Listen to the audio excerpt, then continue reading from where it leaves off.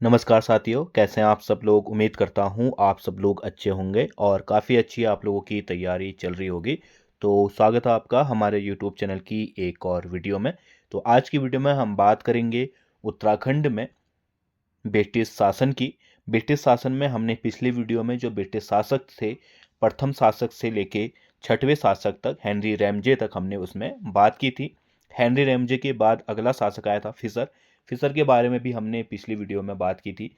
Fisher के बाद जो अगला शासक आया उसके बारे में हम इस वीडियो में बात करेंगे। और आज की वीडियो में हम कुमाऊं प्रशासन में जितने भी हमारे कुमाऊं कमिश्नर हुए उनको यहाँ पे पढ़ के समाप्त करेंगे। ठीक है, तो फिर अगली वीडियो में इसके अन्य पॉइंटों के बारे में हम चर्चा करेंगे।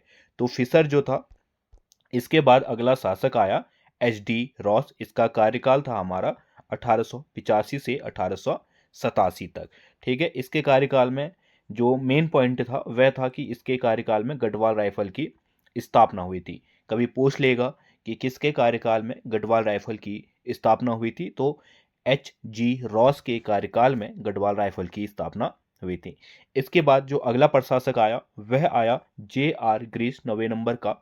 और इसका कार्यकाल रहा 88 से 89, एक साल लगभग रहा था। ठीक है, इसके समय पे लाइसेंस नीति आई थी 1889 में। पूछ लेगा कि लाइसेंस नीति कब आई थी, तो ये आई थी 1889 में।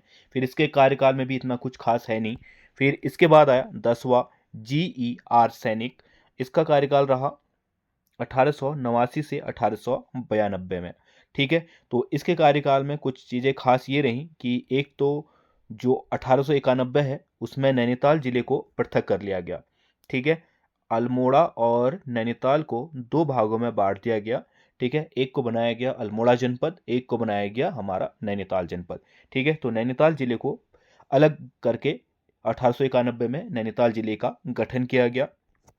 ठीक है, और इसी के साथ साथ 1892 में जो तराई जिले हैं उनको क्या कर दिया गया, उत्तराखंड से पृथक कर दिया गया। यानी कि वहाँ पे थोड़ा उस क्षेत्र को तराई में डेवलप करने के लिए उसको तराई जनपद के रूप में अलग कर दिया गया। ठीक है, इसके कार्यकाल में भी इतना कुछ खास नहीं है। फिर इसके बाद आया हमारा 11वां शासक डी.टी. रॉबर्ट्स। 92 से 94, लगभग 2 साल इसने शासन किया।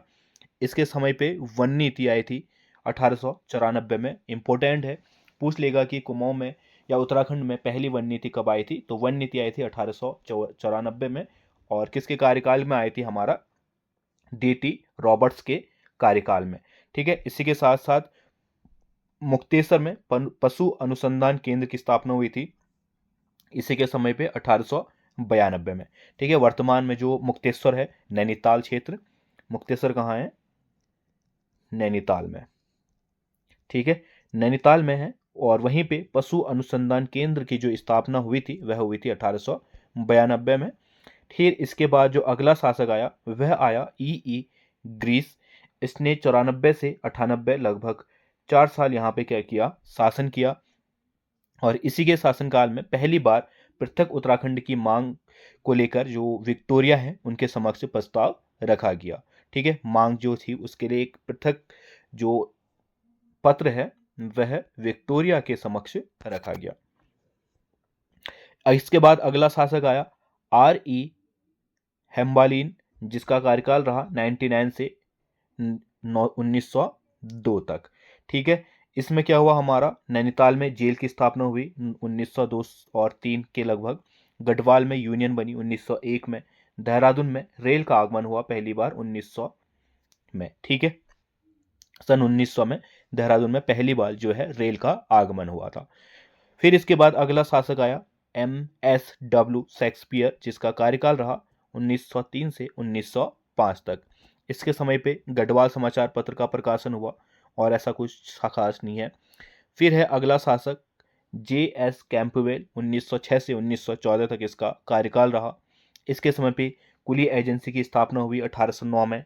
पूछ लेगा, इंपॉर्टेंट है, कुली एजेंसी की स्थापना कब हुई थी, तो 1809 में हुई थी। इसी के साथ साथ कुमाऊं गवर्नमेंट गार्डन की स्थापना हुई थी 1909 में। ठीक है, ये 1809 नहीं होगा, ये कब होगा, 1909। ठीक है, और ग्लोगी विद्युत परियोजना भी हुई थी 1906-7 में। जो ग्लोगी विद्युत परियोजना अभी भी विद्यमान है, तो उसकी स्थापना भी कब हुई थी? इसी के समय पे हुई थी 1906 और 7 में।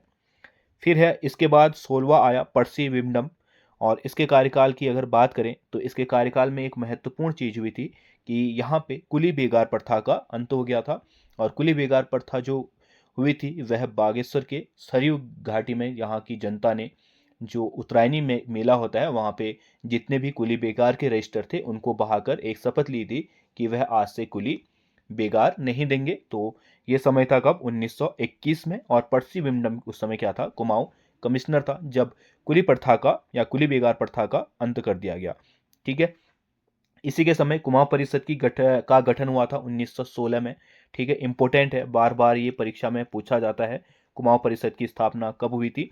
तो इसकी स्थापना हुई थी 1916 में। ठीक है, आगे जब हम पढ़ेंगे तो उसमें कुमाऊं परिषद के बारे में अच्छे से पढ़ेंगे, जब यहाँ के जो आंदोलन है या जो संस्थाएं यहाँ पे गठित की गई उनके बारे में जब हम पढ़ेंगे तो उसके में हम इसको और अच्छे से समझेंगे। ठीक है, इसी के साथ साथ कुमाऊं में जल निगम का गठन हुआ 1917 में। वन आंदोलन व फॉरेस्ट ग्रीवेंस कमेटी का, जैसे ही यहाँ पे वन आंदोलन हुए तो उसी को देखते हुए फॉरेस्ट ग्रीवेंस कमेटी का गठन किया गया 1921 में। ठीक है, जो पर्सी विंडम है इसके बाद अगला शासक आया हमारा एनसी स्टाइव। इसका कार्यकाल रहा हमारा 1925 से 1931 तक। ठीक है, तो इसके कार्यकाल में अगर बात करें तो इसके कार्यकाल में जो टिहरी है वहां पे रवाई कांड हुआ था 30 मई 1930 को। और इन्हीं के समय पे कुमाऊं है वहां पे गांधी जी का कुमाऊं दौरा शुरू हुआ था 1929 में। और 1929 में ही नायिका बालिका रक्षा कानून भी लाया गया था। और ये कब लाया गया था? हमारा 1929 में। ठीक है, मैंने बताया था जो कुमाऊं में चंद्रवंश के समय की नायक जाति की उत्पत्ति हुई थी। ठीक है, और ये नायक जाति में जो चीज था, क्योंकि इनकी उत्पत्ति एक तरीके से मान के चलिए कि सैनिकों द्वारा दूसरे विवाह मतलब बिना विवाह के औरतों से उत्पन्न हुए थे नायक। तो उसी को लेके इस जो नायक जाति है यहाँ पे कुप्रथाएं जैसे विद्यमान हो गई थी कि शादी के बिना ही संबंध बनाना या थोड़े बहुत पैसों के लिए। ठीक है, तो इस तरीके से जो वहाँ पे कह सकते हैं हम जो कुरीतियां चल रही थी, तो उन्हीं के अंत के लिए 1929 में नायक बालिका रक्षा कानून लाया गया था। क्योंकि उनको जो नायक जाति की महिलाएं थी उनको समय से पहले ही जो है वह उस क्षेत्र में डाल दिया जाता था जिस क्षेत्र में उन्हें डालना नहीं था। ठीक है, और वहाँ पे एक तरीके से ये बन गया था कि उनकी बहनों को या बेटियों को ये लोग या जो अन्य जाति के लोग थे वह क्या करते थे? उस क्षेत्र में डाल देते थे। ठीक है, तो इसी का अंत करने के लिए 1929 में नायक बालिका रक्षा कानून लाया गया था। ठीक है, फिर इसके बाद अगला शासक आया एल एम स्टब्स। 1931 से 1933 तक इसका कार्यकाल रहा। ठीक है, इसके कार्यकाल में ऐसा जो महत्वपूर्ण है वह है कि इसके कार्यकाल में पेशावर कांड हुआ था 23 अप्रैल 1930 को। ठीक, फिर इसके बाद 19वां शासक आया एल ओ गोबन, जिसका कार्यकाल रहा 1933 से 35 तक। इसके कार्यकाल में उतना कुछ खास है नहीं। फिर आया अगला 20वां ए डब्ल्यू एबर्टसन। इसका कार्यकाल रहा 35 से 39। ठीक है, इसके समय पे 1937 में चंदोला अल्मोड़ा में जो है गांधी आश्रम की स्थापना हुई थी। अगला शासक हुआ जी एल विलियम। 1939 से 41 तक इसका शासनकाल रहा। इसी समय पे द्वितीय विश्व युद्ध प्रारंभ हुआ था। 22वां आया टी जे सी एक्टन। 41 से 43 तक ये यहाँ पे क्या रहा? विद्यमान रहा कुमाऊं कमिश्नर के तौर पर।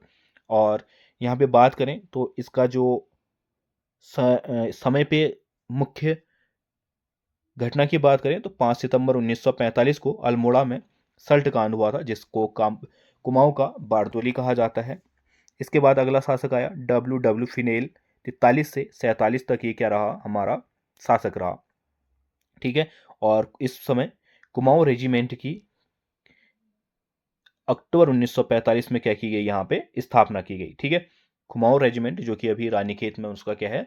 केंद्र है। और कुमाऊं रेजिमेंट कुमाऊं और उत्तराखंड की एक प्रमुख सेना है, तो उसी की स्थापना की गई थी किसके समय, डब्ल्यू फिनेल के समय पे। और इसके बाद आया अगला शासक के.एल. मेहता, जो कि कुमाऊं कमिश्नरी के स्वतंत्र होने के बाद यहाँ पे शासक बना और पहला भारतीय शासक भी, या पहला भारतीय कुमाऊं कमिश्नर भी कह सकते हैं। ठीक है, कुमाऊं कमिश्नरी का स्वतंत्र और कुमाऊं कमिश्नरी संयुक्त प्रांत में क्या हो गई, यहाँ पे शामिल हो गई थी 47 में। ठीक है, जैसे ही 47 हुआ, कुमाऊं कमिश्नरी क्या हुई, स्वतंत्र होगी और कुमाऊं कमिश्नरी को संयुक्त प्रांत यानी कि उत्तर प्रदेश में शामिल कर लिया गया, उत्तराखंड को। ठीक है, उत्तराखंड फिर एक जिला बन गया।